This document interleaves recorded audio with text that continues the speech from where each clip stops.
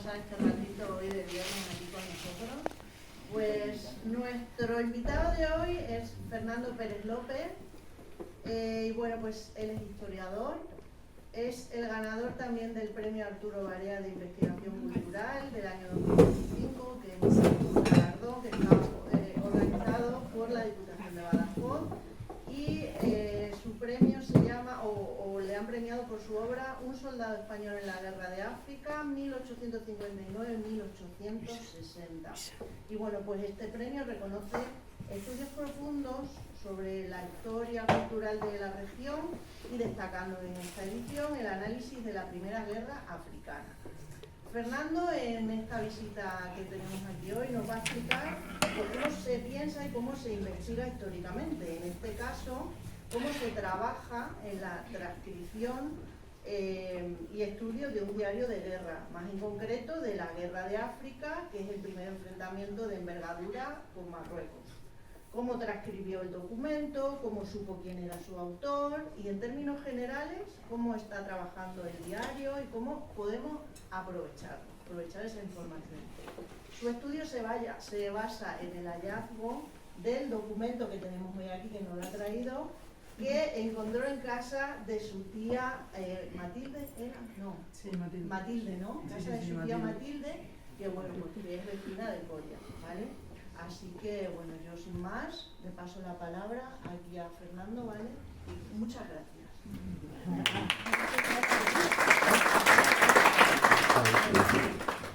Todavía soy tímida. Bueno, pues nada, buenas tardes a todos. Primero que todo, me gustaría dar las gracias también a la Biblioteca Pública de Coria por haber contado conmigo para dar esta charla, ¿no? Esta conferencia. Es un placer hablar en Coria, ¿no? Que es mi segunda casa. y nada, es todo un placer y muchísimas gracias. También me ha sorprendido mucho ver cuánta gente hay hoy aquí. No me esperaba para nada tanto público. Y teniendo en cuenta también el temporal, ¿no? Y toda la cuestión del río, del viento y tal, pues bueno, muchísimas gracias, ¿no? Por estar hoy aquí para ver la conferencia, ¿no? Y nada, simplemente antes de comenzar pues voy a explicar más o menos sobre lo que voy a hablar. La estructura de la charla va a tener principalmente 3 partes, aunque ya me han presentado. La primera parte era sobre mi presentación, ¿no? Quién soy y por qué estoy hablando hoy aquí. La segunda parte tenía que ver principalmente, o va a tener que ver con una reflexión sobre las fuentes históricas, ¿no? Para introducir a la gente, porque claro, no todos somos historiadores, entonces para que conozcáis más o menos la importancia, ¿no? de la conservación de las fuentes históricas. Y en tercer lugar, pues nada, voy a entrar en lo que es el diario, ¿no? Y como bien ha dicho, estaba en casa de mi tía Matilde y es una herencia familiar que venía de la familia de mi abuelo Pedro, y nada.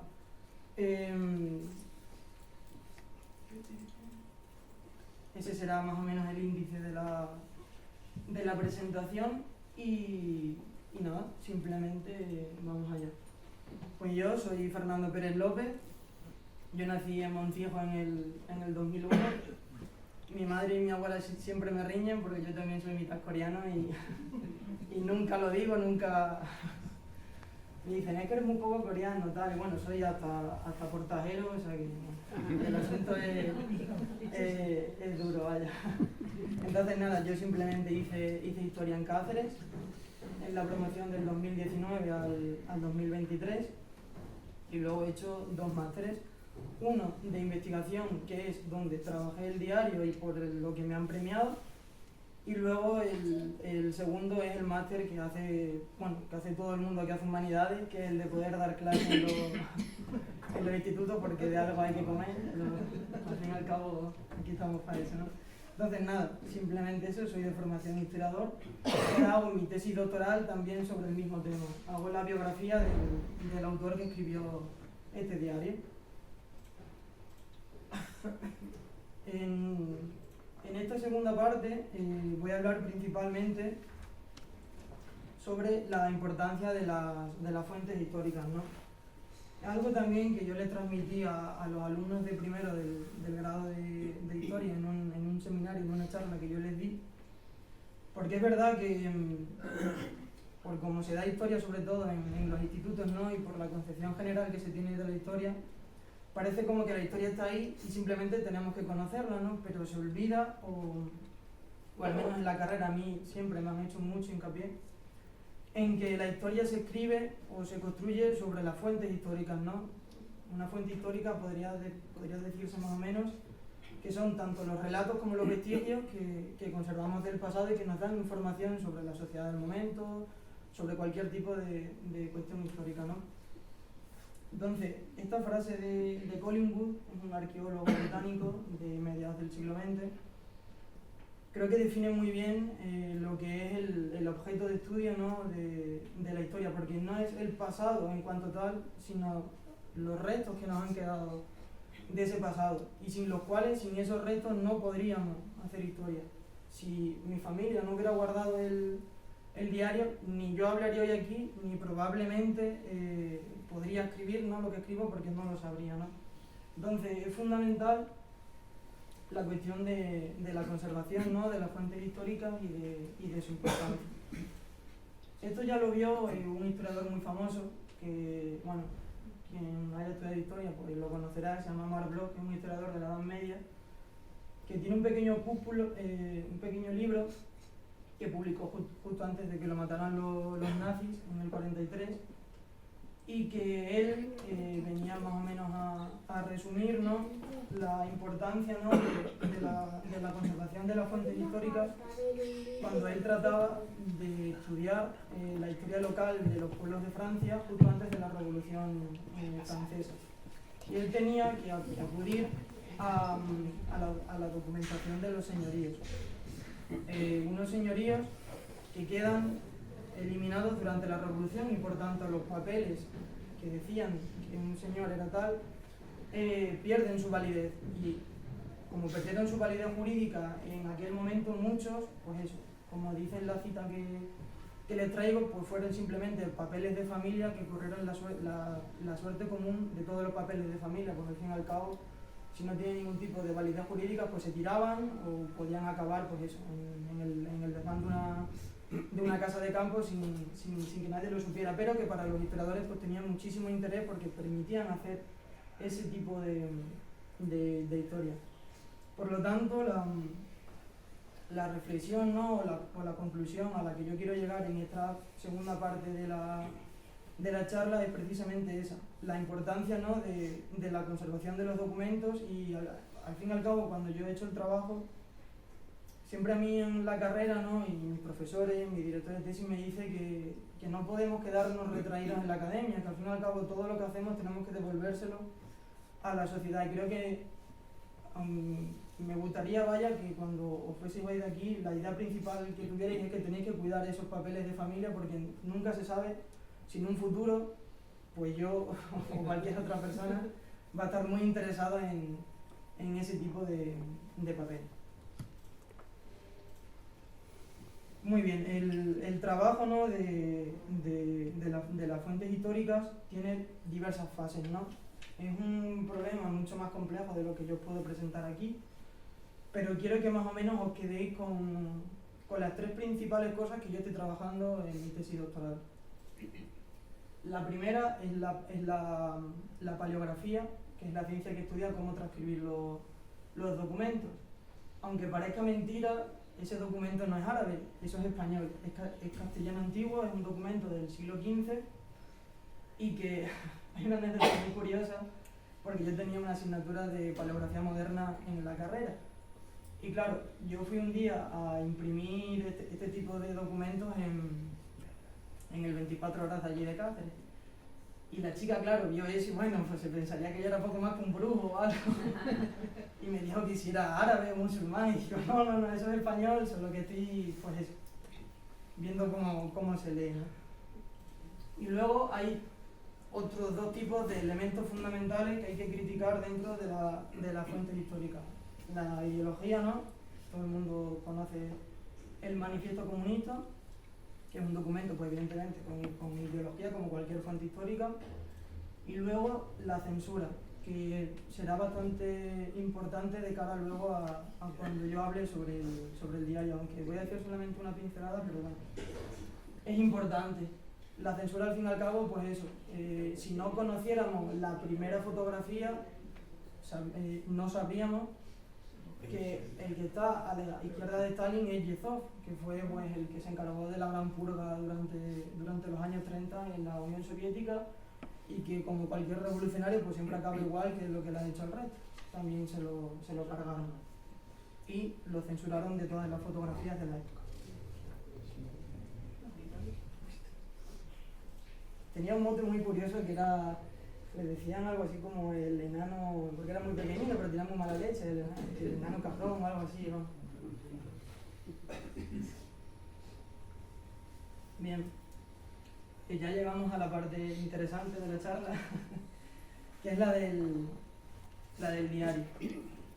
Y yo siempre lo cuento, me gusta mucho contarlo, que todo surgió, creo recordar, en la Navidad del 2022, porque yo siempre paso aquí la Nochebuena en Coria con mi abuela y con mis tíos, para luego en Nochevieja salir de fiesta, porque claro, tú también soy joven.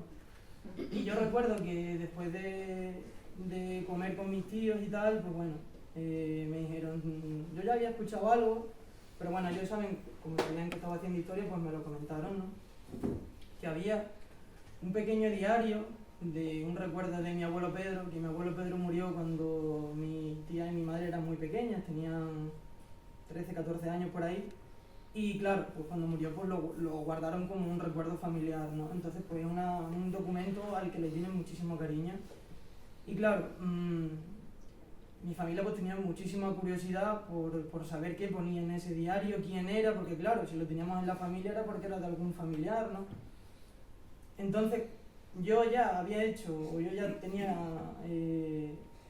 bueno, yo estaba haciendo ya mi trabajo de fin de grado, lo hice con la profesora de filosofía sobre otras cuestiones, pero claro, yo tenía que hacer un máster de investigaciones y este tipo de trabajos son perfectos para ese tipo de trabajos de final de máster porque al fin y al cabo es una investigación histórica en sentido estricto. Y le dije, vale, pues lo hago como trabajo de fin de máster. Y claro, vamos, lo que yo en cuanto lo abrí, pues vi, esto sería la primera página, y luego tenía también, los iré enseñando, muchos dibujos, ¿no?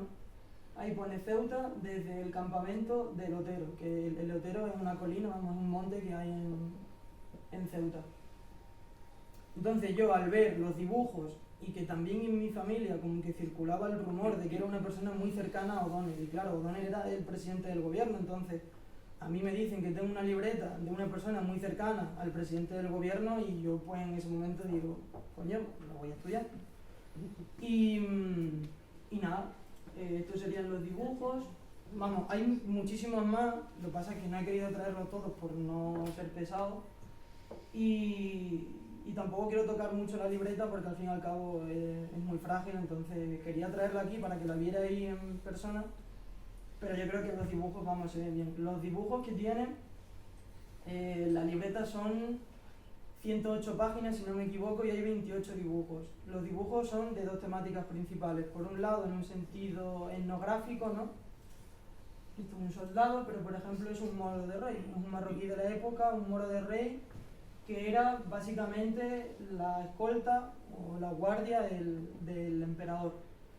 Entonces, los dos tipos de dibujos son, por un lado, de marroquíes, ¿no? Costumbristas, y por otro lado son militares, ¿no? Cartográficos, de paisajes, etcétera, ¿no? Entonces, lo que yo hice cuando yo me encontré el diario fue, por un lado, transcribirlo con la ayuda de mi padre, sin el cual pues no lo hubiese hecho, y luego pues estudiar la guerra en la que se insertaba, ¿no? el soldado para determinar todas las cosas que decía para poder comprenderlas en su máxima expresión, ¿no?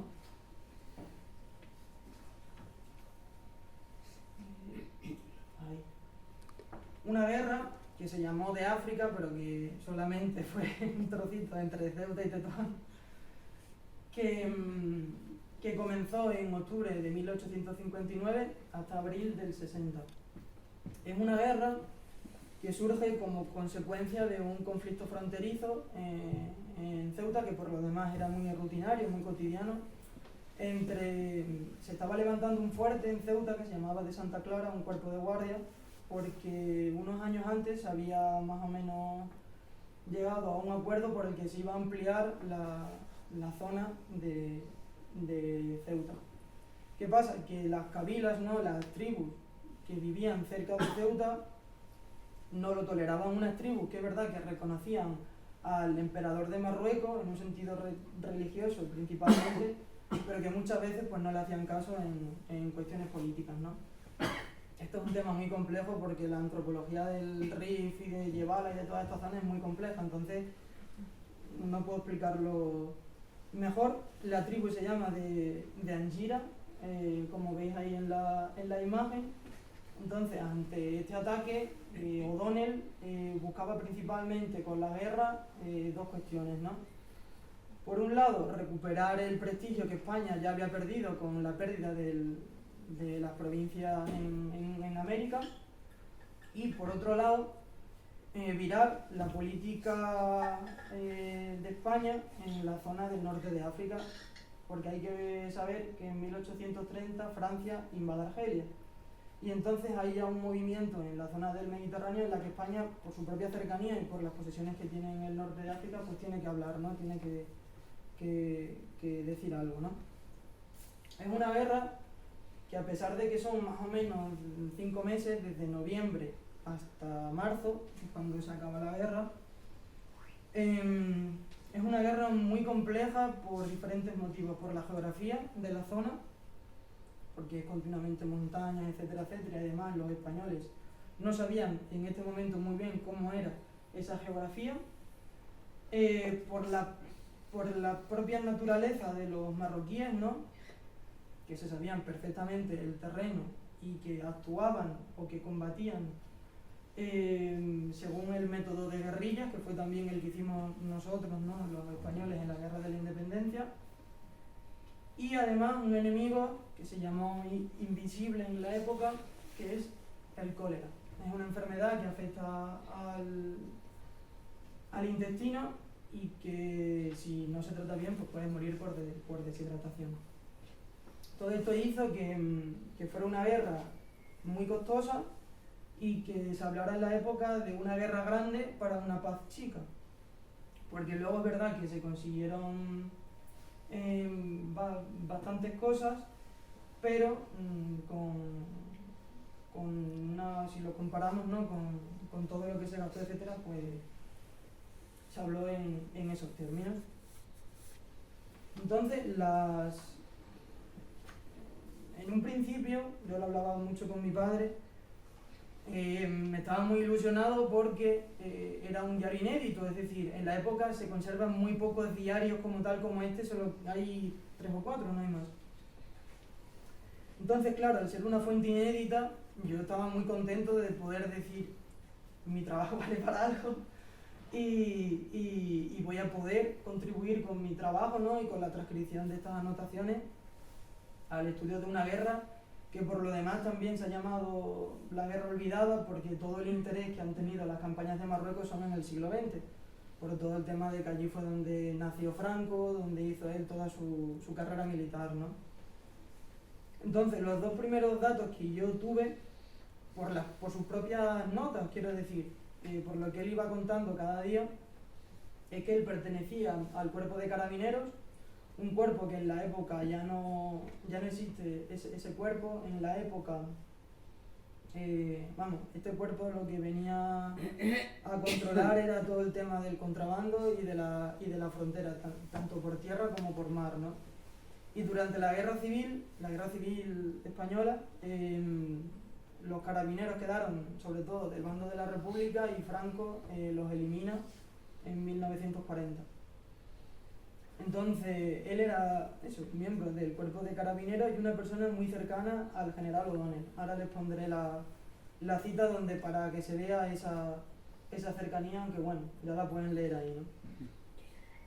Y luego también que era comandante. Esto también era importante porque, claro, yo no he hecho la mili, entonces yo no sé de rangos en el ejército, y eso me lo dijo mi padre, porque, claro, yo simplemente, pues bueno. Y es muy importante, por lo que les voy a comentar ahora en unos segundos. Esta es la cita que yo les traigo. Ahí ya era jefe de la escolta personal de O'Donnell, es decir, el que se encargaba de protegerle. Y cito la frase porque dice: fui a cagar, y me encontré al general en jefe en un lado y al otro al general Rubín de Feliz. Solamente pone Rubín, al general Rubín, en la tercera línea verde. Y yo me puse en medio de ellos cuando me podía figurar cagar delante del general O'Donnell. O sea, la cercanía era bastante, vaya, tenían mucha cercanía. Hasta que en una tarde de febrero del 2025, mi padre estaba tratando de averiguar también quién era la persona. Yo tenía también el máster de secundaria que estaba, pues eso, haciendo juegos para los niños y ese tipo de cosas, que tampoco es que me guste mucho. Y claro, venían ellos del trabajo, mi padre y mi madre, y me pasaron un diario que estaba digitalizado por la Biblioteca Nacional. Y era un diario, otro de los que yo no había buscado, bueno, no lo había conseguido rastrear, de la guerra. Y claro, yo en un principio dije, bueno, pues otro diario más, hay pocos diarios más, tipo el de Pedro Antonio de Alarcón, otros militares y tal, y diplomáticos que fueron.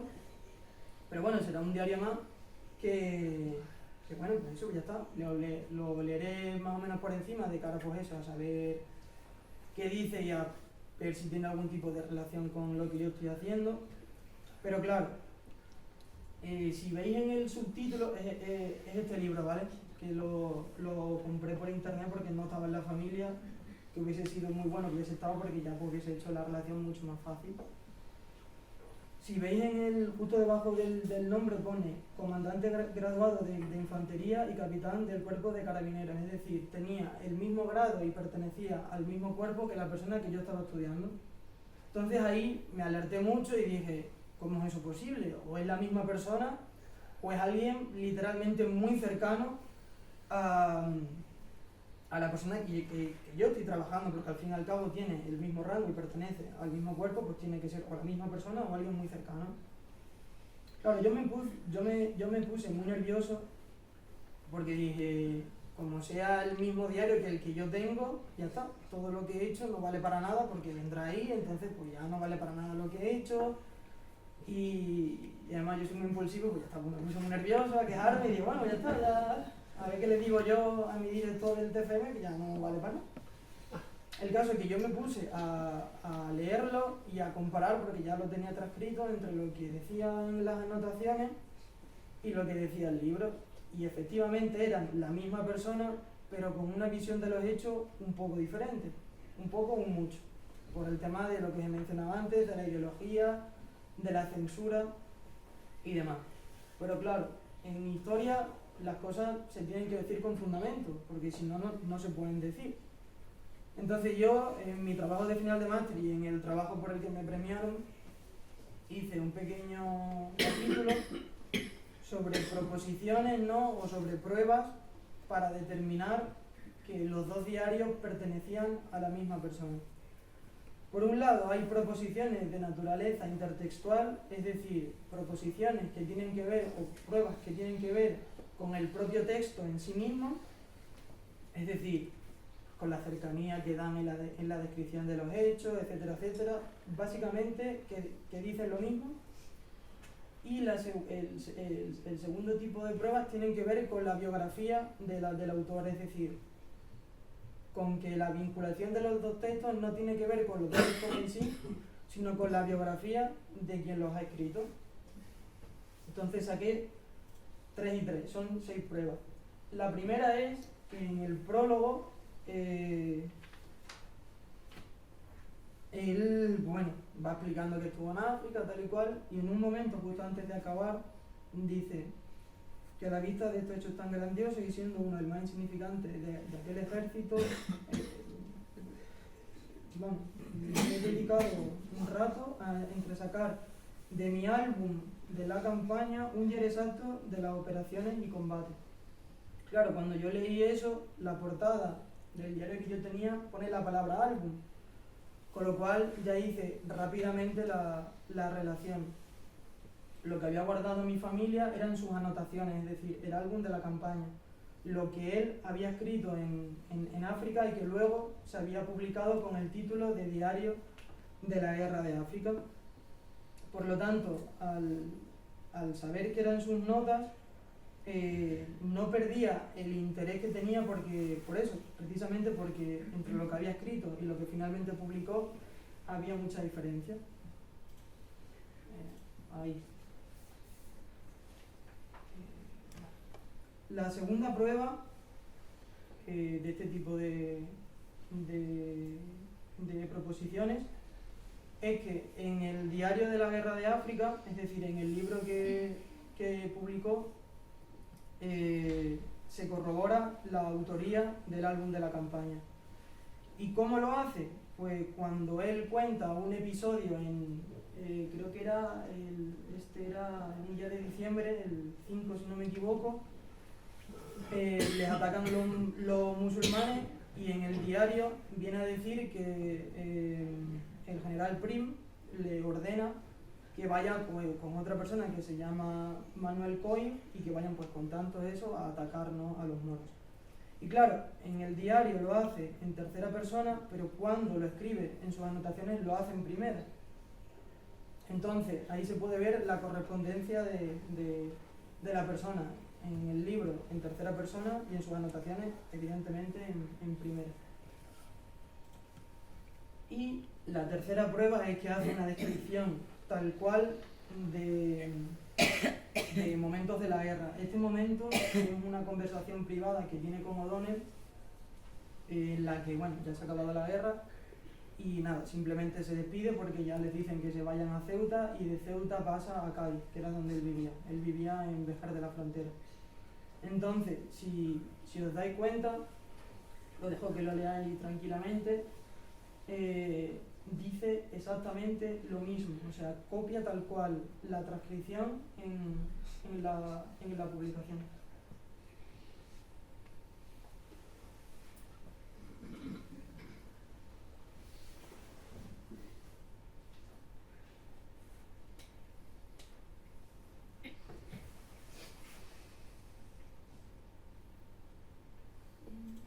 Ahí, vale. Y luego pasamos a las pruebas de naturaleza biográfica. Las tres pruebas son mi propio álbum, o sea, mi árbol genealógico. Y luego las otras dos son tanto documentación que había también en casa de mi tía Matilde, como la fecha de su cumpleaños, que se corrobora tanto en la documentación oficial como en el álbum. Si decíamos, ¿no?, que el álbum estaba en mi familia, ¿no?, tenía que ser de un familiar. Por lo tanto, yo traté de ver mi árbol genealógico. ¿Cómo pude hacerlo, no? Lo pude hacer tanto por lo que me habían comentado mi propia familia, ¿no?, mi abuela, mi tía Matilde, como por un fondo que hay en el Archivo Histórico Provincial de Cáceres, que se llama el Fondo de la Familia López Hidalgo. Los López Hidalgo son familia nuestra, vamos, ellos también son de Coria, el López es el mismo, y un señor que se llama Luciano López Hidalgo fue el alcalde de Cáceres y gobernador civil de la provincia durante el franquismo. Entonces él tiene un pequeño fondo en el Archivo Histórico Provincial y su parte materna, ellos eran de Cáceres, entonces esa parte a mí no me es nada. Pero por la parte paterna, su abuelo era José Luciano López Sánchez, que no tengo un puntero, me voy a levantar, señor. José Luciano López Sánchez, que es este señor. Y a través de la rama que ellos tienen pude también saber toda la de mi familia y la de toda mi familia, ¿no? Entonces el señor del diario era este señor, Félix González Rueslas. que era el padre de un señor que se llamaba César González y Otaola. Ese señor se casó con una tía tatarabuela mía que se llama María López Long y que no tuvieron hijos y cuidaron tanto a mi bisabuelo como a sus hermanas, la tía Petrita, si mal no me equivoco, y a Edilberto. Entonces, a través de mi bisabuelo, ese diario pasó a César, y de César a María, y de María a mi bisabuelo.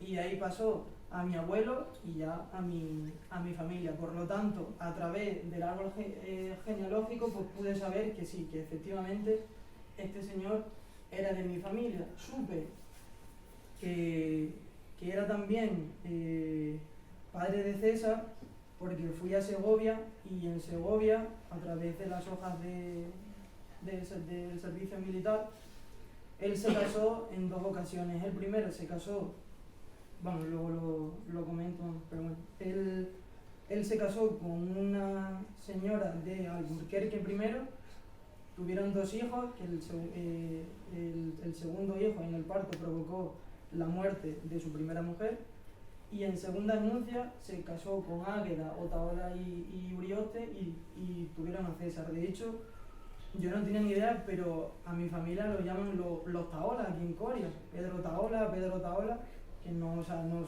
somos Otaola, pero bueno, se nos dice los Taola y es por esa señora, por Águeda y por su hijo César. Por lo tanto, si esa persona era de mi familia, la correspondencia entre los 2 textos podía ser sin necesidad de acudir a los 2 textos, ¿no? El segundo, vamos, la segunda prueba era un libro que sigue teniendo mi tía Matilde en su casa, que viene con 2 sellos, ¿no? Uno primero de César, que viene ahí en azul, César González y Otaola, Cáceres Coria, y luego un segundo que no sabíamos quién era, con las iniciales F.G. Pues F.G era su padre, Félix González Ruedas. Félix González, y aparte es un libro de instrucción del Cuerpo de Carabineros del Reino, por lo tanto es un libro que le perteneció. Por lo tanto, este libro pertenece también al conjunto de documentación que venía con el diario. Y luego, en tercer lugar, era que había una correspondencia en la fecha de su cumpleaños. Si ven aquí, pone día 21, mi santo. Yo en un principio, cuando leí mi santo, pues busqué pues la santoral de la época y demás, San no sé quién, para ver, porque claro, muchas personas, de hecho, mi abuela Petra se llama Petra porque nació el día de San Pedro, entonces muchas personas se llamaban por el santo en el día en el que nacían. Pero no había manera, hasta que ya cuando fui a Segovia y vi su hoja de servicios, que es la de la derecha, ponía que había nacido el día 21 de febrero, por lo tanto, mi santo ahí significa mi cumpleaños. Por lo tanto, la persona que yo estaba viendo su documentación y la del diario cumplían los años el mismo día, por lo cual era la misma persona. Por lo tanto, el hombre del diario era Félix González Ruedas. Era un señor que nació en Pamplona, si no me equivoco, en Navarra, en 1821. Tuvo 2 mujeres, tuvo 3 hijos. Y es un personaje que bueno, tiene una vida, bueno, estoy tratando de estudiarla ahora. Es un personaje que es prototípico, ¿no?, del militar del siglo XIX, porque primero fue carlista por su padre, porque ellos nacieron en Navarra, que era la cuna del carlismo durante la primera guerra carlista. Él nació en Pamplona y por tanto primero fue carlista. Como perdieron la primera guerra carlista, muchos militares pasaron al bando liberal después de un tiempo, y él en 1843 entra dentro de las estructuras del ejército liberal a través del Cuerpo de Carabineros y está presente en 2 hechos revolucionarios más. En julio de 1856, que es cuando acaba el bienio progresista, y en 1868 con la Revolución de la Gloriosa, que es cuando se exilia Isabel II. Además de, como bien he sabido, la Guerra de África, ¿no?, una guerra de prestigio, ¿no?, en la España del siglo XIX. Por lo demás, un resumen muy general de su estancia, ¿no?, en África, o de su experiencia en África, es que tiene 2 ascensos, tanto dentro del ejército como tal en general, de infantería como dentro del cuerpo de carabineros por 2 acciones. La del 12 de diciembre es atacan un fuerte que se llama, creo que era el Francisco de Asís, y bueno, por esas acciones pues lo ascienden. Y luego el segundo es el 23 de marzo, que es la batalla de Guadalajara, que es la que pone fin a la guerra. Por lo demás, fue jefe de la escolta de carabineros del general O'Donnell durante al menos un mes, porque su compañero tiene que regresar el 4 de diciembre, si no me equivoco, sí, a la península por cuestiones del cólera, y él es nombrado jefe de la escolta personal hasta el 2 de enero, en la que llega un superior suyo del cuerpo y él ya pierde ese tipo de ese rango. Por lo demás es un personaje muy peculiar porque es a la vez tanto escritor como soldado, y además tiene una posición muy interesante y muy peculiar, porque por un lado es consciente, ¿no?, de las negociaciones que hay entre el alto estado, ¿no?, entre O'Donnell y el hermano del emperador marroquí, Moulay el Abbas. Es decir, hace mención a cuestiones geopolíticas de primer orden, pero por el otro lado es una persona que también sufre, ¿no?, todas las cuestiones que yo os he mencionado, tanto el mal temporal como la geografía, el cólera. Entonces es un personaje que ha hecho de esos dos tipos de cuestiones. Esta es una carta muy interesante, que la envía el 5 de septiembre de 1859, en la que le solicita a la reina ir a África, ya que él en un principio no iba a ir.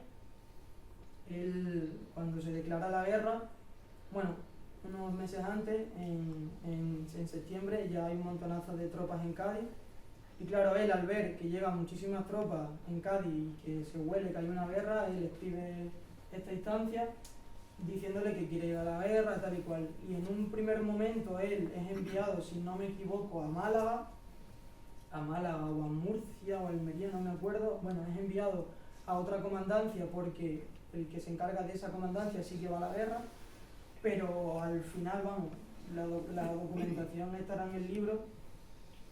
O'Donnell firma para que él venga a través de su superior.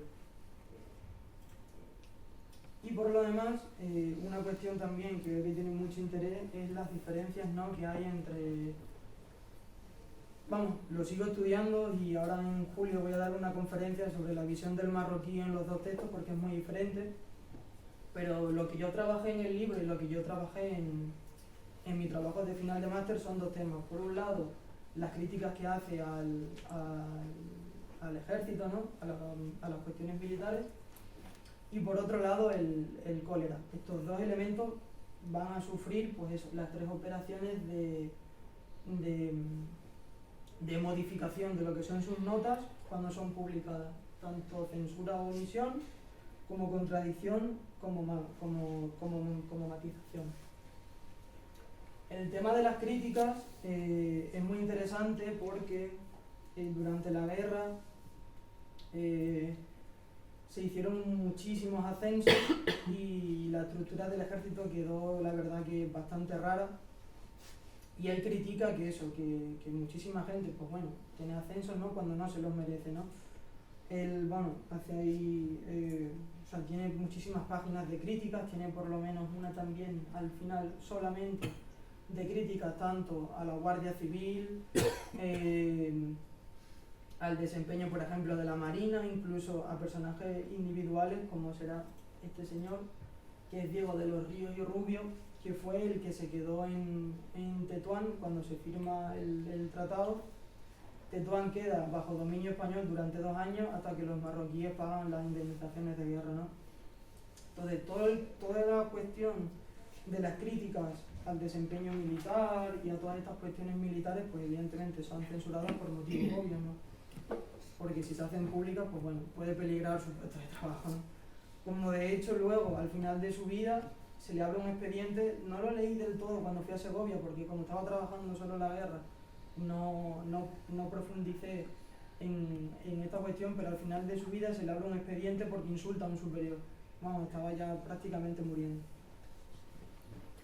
Y nada, por ejemplo, este también es un episodio que a mí me causa, vamos, mucha impresión, porque si os fijáis en el diario habla de que la Marina llegó tarde, pero que hizo muy buenos disparos, pero en cambio en sus anotaciones dice todo lo contrario, dice que tan fatal como desde el principio, etcétera, etcétera. Entonces, vamos, esa diferencia, ¿verdad?, que yo la sigo estudiando, pero vaya, es un tema también muy interesante de cara a reflexionar sobre las cuestiones que os hablé antes, sobre el tema de la crítica de las fuentes históricas y cómo tener las notas, ¿no?, de una fuente que pues permiten saber todo este tipo de cuestiones.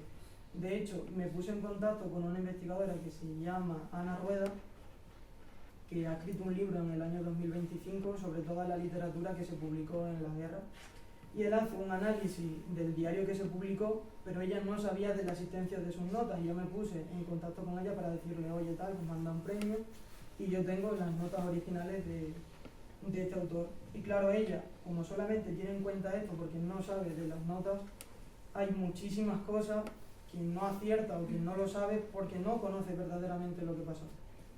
Y nada, estamos en contacto y a ver si escribimos algo en conjunto. Y nada, simplemente daros las gracias por la atención. Creo que no me he pasado de tiempo. Y nada, si tenéis cualquier tipo de cuestión, duda, muchísimas gracias por atenderme y por estar aquí. Y nada, un placer y espero volver a verlo.